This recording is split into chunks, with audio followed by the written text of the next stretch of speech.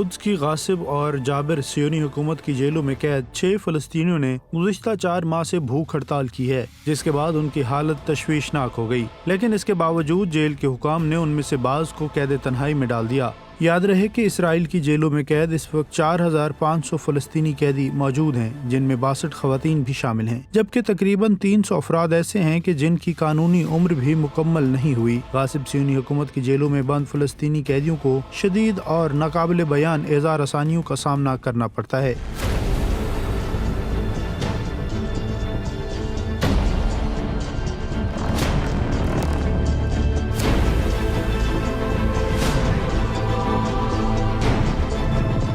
صہیونی جیلوں میں مظلوم فلسطینی صحت کی ناکافی سہولیات کے باعث مشکلات کا شکار ہیں۔ فلسطینی قیدیوں سے غیر انسانی سلوک بھی روا رکھا جاتا ہے، جس پر قیدیوں کی جانب سے احتجاجی طور پر بھوک ہڑتال گزشتہ کئی ایام سے جاری ہے، اور اس احتجاج کو ان مسائل کے حل تک جاری رکھنے کے عزم کا اظہار کیا گیا۔